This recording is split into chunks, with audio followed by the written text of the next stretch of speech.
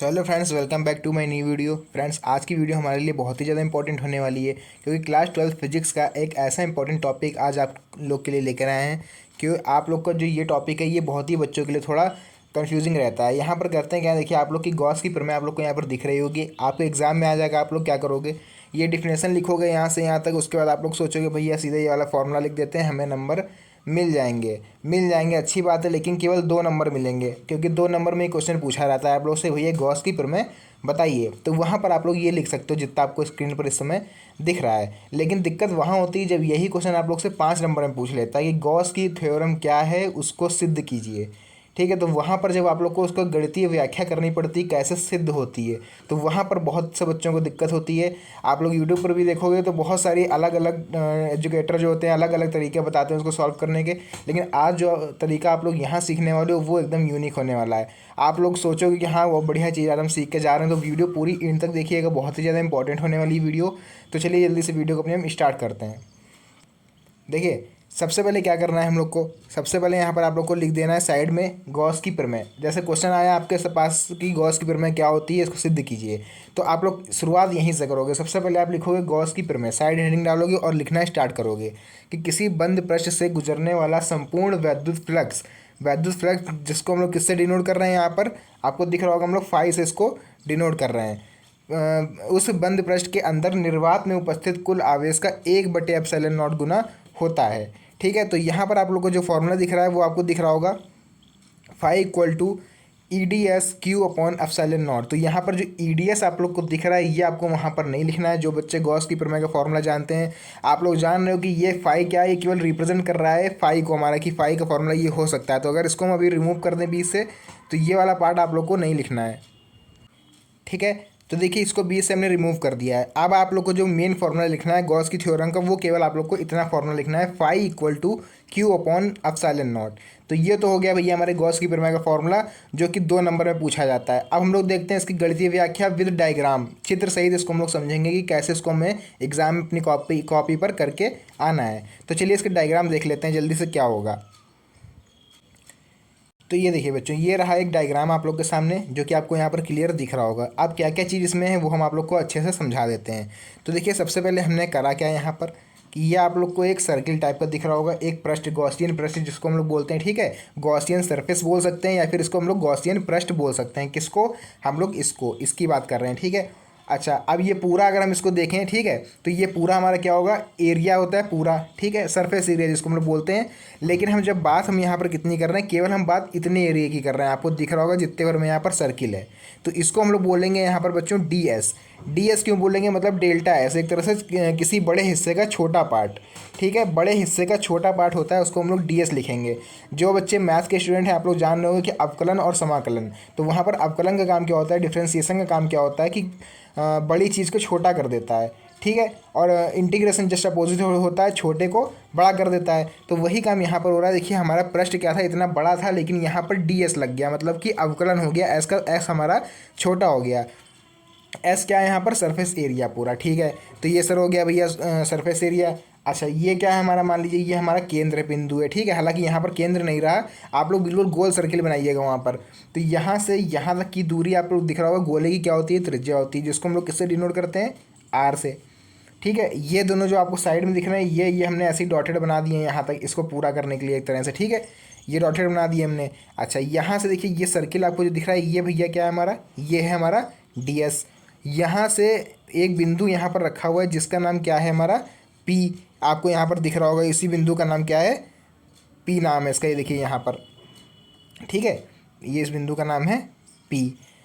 इससे थोड़ी दूरी पर बिंदु P पर क्या हमारी इलेक्ट्रिक फील्ड जनरेट हो रही है, जिसको हम लोग E से डिनोट कर रहे हैं। ठीक है, ये हमारा वैद्युत क्षेत्र है। और बाकी ये DS, इससे आपको मतलब नहीं है। ठीक है, यहाँ पर इससे आपको कोई भी मतलब नहीं है। मेन जो हम लोग बात करने वाले हैं वो इतने डायग्राम में बात करने वाले हैं इधर की। ठीक है, इसको हम रिमूव कर दे रहे हैं, एक सेकेंड। ठीक है, तो अब जो डायग्राम बचा वो मेरा बचा इतना।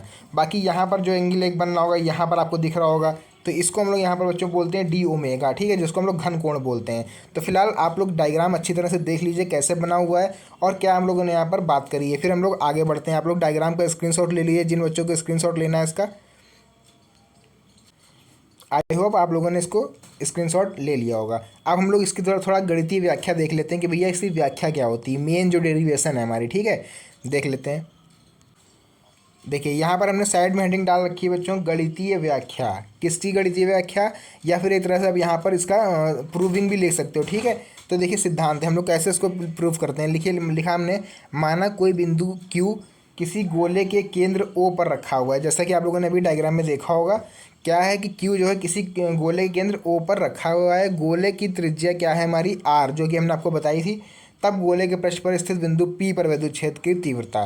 तो आप लोग इतना लिख पाते हो, ठीक है, वरना आप सीधे यहीं से स्टार्ट करिएगा। तो E का हम लोगों ने एक फॉर्मूला भी पढ़ के आए हैं हम लोग, होता है E=1/4πε0Q/r²। इसको भैया हमने नाम दे दिया है यहाँ पर इक्वेशन फर्स्ट, ठीक है। देखते हैं इसके बाद क्या करना है हमको।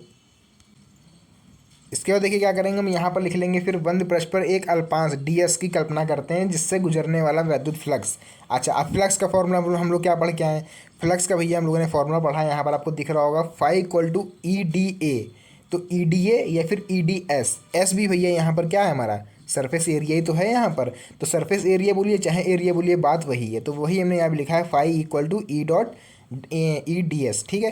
तो EdS देखिए यहाँ पर आप लोग क्या पढ़ोगे कि यहाँ पर cos थीटा हमारा कितना ग्रेट हो रहा था वहाँ पर 0, ठीक है। तो यहाँ से हमने डॉट हटाने के लिए, आप लोगों ने जिन बच्चों ने वेक्टर पढ़ा हो, डॉट हटाएंगे तो यहाँ पर cos थीटा लग जाता है, EdS cos थीटा, ठीक है, ये फॉर्मूला होता है।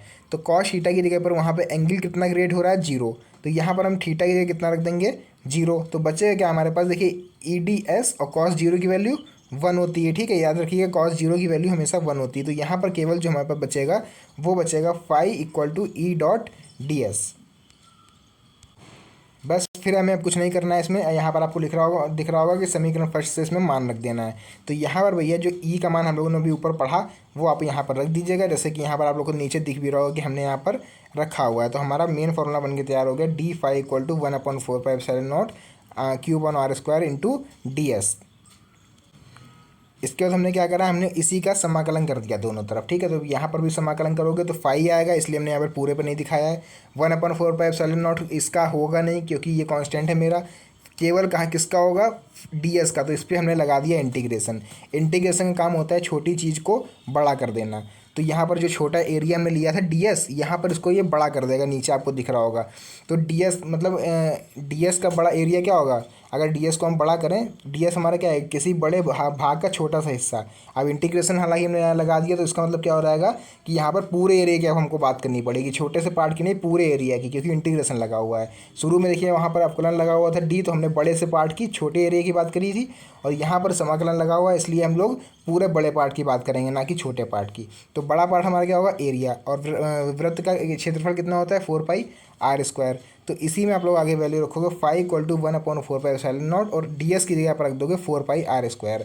तो 4π से ये 4π कट जाएगा, r² से r² कट जाएगा, ये मेरे पास केवल इतना बच जाएगा। तो वही आप लोग इसको देखिए यहाँ पर नीचे नोट कर लोगे, φ=Q/ε0, और यही हमारी क्या होती है, गॉस की थ्योरम होती है। तो उम्मीद करते हैं आप लोग को पूरी गॉस थ्योरम अच्छी तरह से समझ में आ गई होगी। जिन बच्चों को ना समझ में आई हो, एक बार आप लोग कमेंट करिएगा तो इस पर हम अपने हैंड रिटन फिर से आप लोग को बढ़िया वीडियो बना के अच्छे से समझा देंगे, ठीक है। तो वहाँ पर आप लोग के सारे डाउट क्लियर हो जाएंगे। उम्मीद करते हैं यहाँ पर भी आप लोग को अच्छी तरह से समझ में आया होगा, और वीडियो अच्छी लगी तो वीडियो को लाइक करिएगा, और चैनल पर नया हो तो चैनल को सब्सक्राइब कर दीजिएगा। मिलते हैं नेक्स्ट वीडियो में एक अच्छी और इंटरेस्टिंग वीडियो के साथ। तब तक के लिए धन्यवाद, जय Hind and best of luck for your exam. Thank you.